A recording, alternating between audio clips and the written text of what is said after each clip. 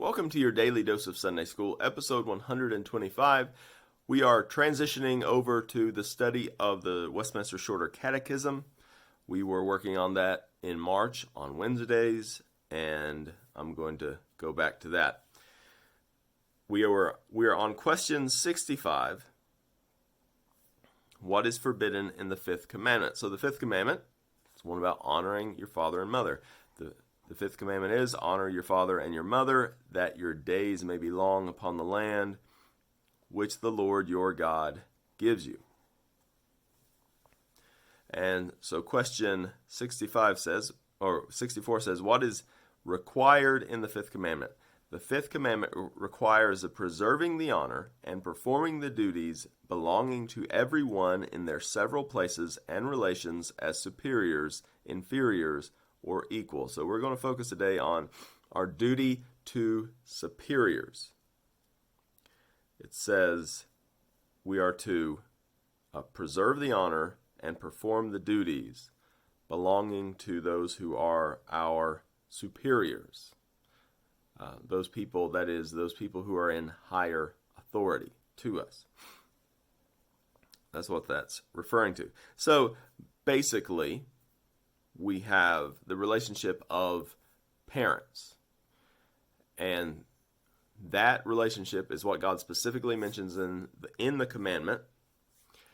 And that is the most important relationship within society. Right? God the Father,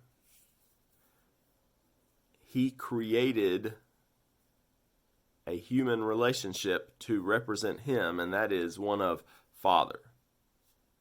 He invented human fathers to represent Himself. And so, obviously, that is a supremely important relationship, as well as the mother, which is very closely related. And so he puts those side by side. They should be honored. Honor father and mother. But this is going to apply to other relationships as well.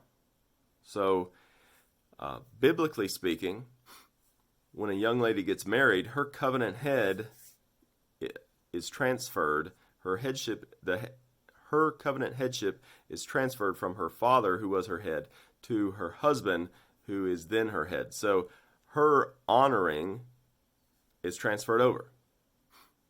Now, she still honors her father, but in a different respect. She's not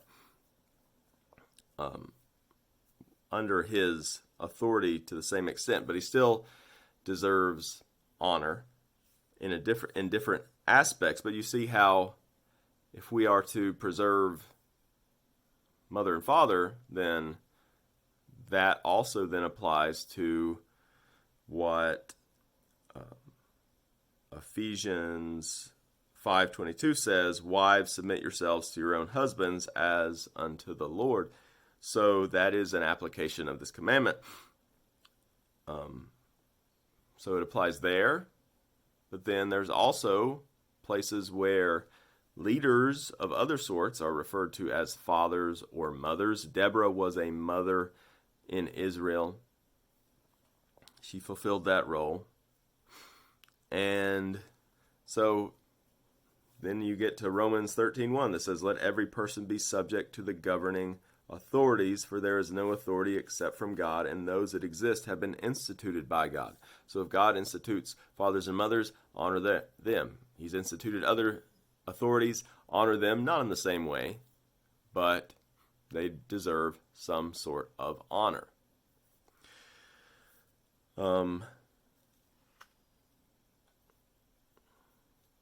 Let's see here.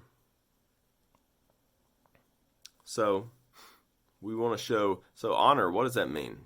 It's an important question. Honor has to do with treating someone as important. That's the way I define it.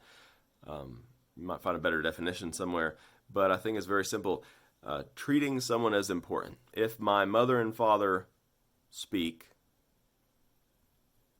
do I roll my eyes, oh, those idiots, or do I treat them like an important person? Important people have my ear. I want to hear what they have to say. So what you don't want to go around treating all these other voices in your life as important. Your stupid friends who don't have any more life experience than you, except for maybe a year more or something. You treat their word as important, and then fail to treat your parents' word as important. Well, that's not honoring them. You're not treating them as important people. If we have other authorities, we want to honor them.